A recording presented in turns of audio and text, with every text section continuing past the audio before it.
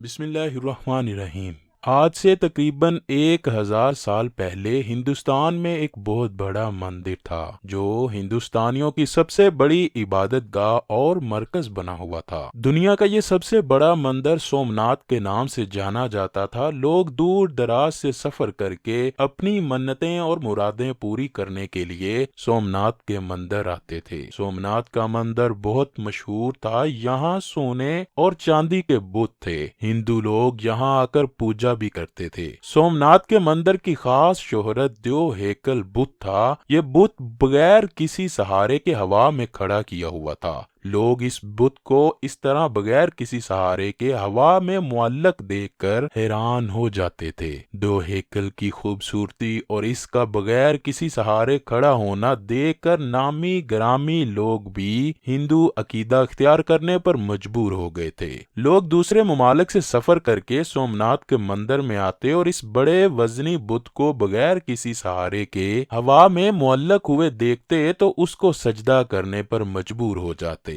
ہندوؤں نے اس بت کو بڑے ٹیکنیکل طریقے سے تیار کیا ہوا تھا۔ اس کا منہ بہت بڑا تھا اور پیٹ کو بڑے طریقے سے بنایا گیا تھا کہ اس پیٹ کے اندر کئی ٹن کے حساب سے سونا، چاندی اور زیورات سما سکتے تھے۔ خاص بات یہ ہے کہ اس خاص بت کی کمر پر ایک دروازہ بنایا گیا تھا۔ ہندو پنڈتوں نے اس بت کو بہت بڑا کمائی کا ذریعہ بنایا ہوا تھا۔ جو لوگ یہاں آتے تو پنڈت ان کو کہتے کہ اس دیو ہیکل بت کو سونا، چاندی اور پیسے ہدیہ کرو گے تو تمہاری ساری مشکلات ختم ہو جائیں گی۔ لوگ اس بت پر بڑا یقین رکھتے تھے۔ اپنا سونا، چاندی اور بے شمار دولت اس کے منہ کے ذریعے پیٹ میں داخل کر جاتے تھے اور پکا یقین رکھتے تھے کہ دیو ہیکل ہماری مشکلات ضرور حل کر دے گا۔ چند دن گزرنے کے بعد وہاں کے پنڈت عالم اس دولت، سونے اور چاندی زیورات کو پشت پر لگے دروازے کے ذریعے سے باہر نکال لیتے تھے۔ جو لوگ مرادیں لے کر آتے اور سونا، چاندی اور دولت اس کے پیٹ میں یہ سوچ کر ڈالتے تھے کہ ہمارا ہدیہ بھگوان کے پاس چلا گیا ہے اور اس کے بدلے میں بھگوان ہمارے مسائل و مشکلات کو حل کر دیتا ہے۔ ہندوستان پر 17 حملے کرنے والے مسلمانوں کے مشہور فاتح سلطان محمود غزنوی کو جب ہندوؤں کے اس عقیدے کے بارے میں پتا چلا کہ سومناتھ کے مندر میں ایک بت ہوا میں معلق ہے جسے دکھا کر وہ لوگوں کو اپنے عقیدے میں داخل کرتے جا رہے ہیں، سلطان نے یہ فیصلہ کیا کہ وہ اس مندر کو فتح کر کے ضرور اس بت کو دیکھے گا کہ یہ بت کیسے ہوا میں بغیر کسی سہارے کے کھڑا ہے۔ سومناتھ مندر، جسے سومناتھ مندر یا دیو پیٹن بھی کہا جاتا تھا، ایک ہندو مندر ہے جو پربھاس پٹن، ویراول، گجرات، ہندوستان میں واقع ہے۔ یہ ہندوؤں کے مقدس ترین یاتریوں میں سے ایک ہے اور اسے شیو کے 12 جیوترلنگوں میں سے پہلا سمجھا جاتا ہے۔ کئی مسلم حملہ آوروں اور حکمرانوں کی طرف سے بار بار تباہ ہونے کے بعد اس مندر کو ماضی میں کئی بار دوبارہ تعمیر کیا جا چکا ہے۔ یہ واضح نہیں ہے کہ سومناتھ مندر کا پہلا ورژن پہلی صدی کے آغاز سے 9ویں صدی تک کب بنایا گیا تھا۔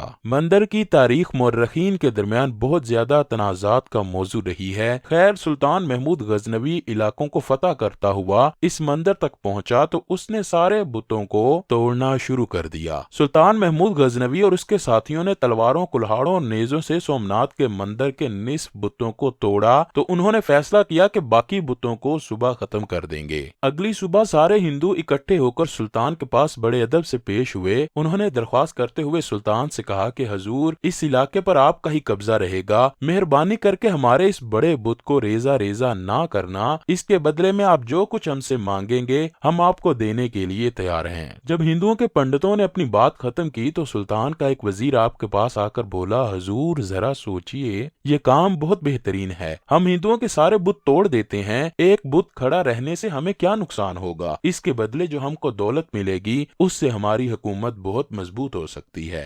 سلطان محمود غزنوی نے اپنے وزیر سے ایک تاریخی جملہ کہا، میں تاریخ میں بت فروش نہیں بلکہ بت شکن کے طور پر زندہ رہنا چاہتا ہوں۔ خیر، صبح ہوتے ہی اس صدی کے مشہور سائنسدان اور دانشور البیرونی کو سلطان نے یہ مہم سونپ دی کہ وہ جلد سے جلد اس بت کے ہوا میں معلق ہونے کی وجہ معلوم کریں۔ البیرونی اپنے اپنے ساتھیوں کو لیکر مندر پہنچ گئے، ساتھ ہی سلطان اور ان کے کچھ وزیر بھی مندر پہنچے۔ سلطان ایک دفعہ پھر سے اس دیو ہیکل بت کو دیکھ کر بہت حیران ہوا کہ یہ کس کے سہارے ہوا میں کھڑا کیا گیا ہے، اس کو تو کسی چیز کا سہارا بھی نہیں ہے۔ خیر، سلطان البرونی کی طرف دیکھنے لگا کہ کیسے وہ اس بت کے بارے میں معلوم کرے گا کہ یہ کیوں ہوا میں معلق ہے۔ یہ بہت حیران کن بات تھی، کسی کے سمجھ میں نہیں آ رہا تھا کہ یہ کیا ماجرا ہے۔ سلطان محمود غزنوی اور اس کے وزیر وہاں بیٹھ کر اس بات پر حیران تھے کہ اس کا پتہ کیسے چلے گا۔ البرونی بھی پکا سچا مسلمان سائنسدان تھا، اس نے بت کے پاس جا کر چاروں طرف سے اندازہ لگایا اور بت کو ہاتھ لگا کر دیکھا، وہ واقعی کسی کی سمجھ میں آنے والی بات نہ تھی۔ البرونی نے بڑے غور و فکر کے ساتھ اس کا اندازہ لگایا اور اس کی سمجھ میں آ گیا کہ ہندو پنڈت کس طرح لوگوں کو بیوقوف بنا کر مال بٹور رہے ہیں۔ البرونی بڑے ادب کے ساتھ مسکراتا ہوا سلطان کے پاس آیا اور کہا، جناب محترم، اس بت کی دائیں طرف والی دیوار کی اوپر والی اینٹیں نکال دی جائیں تو سب اس راز کو سمجھ جائیں گے۔ سلطان محمود غزنوی کافی دیر سے اس کی تحقیق دیکھ رہا تھا، اس نے اسی وقت وزیر کو حکم دیا کہ البرونی کی بات پر عمل کیا جائے۔ جیسے ہی دائیں جانب والی اینٹوں کو اکھاڑا گیا تو بت بائیں طرف تھوڑا سا جھک گیا۔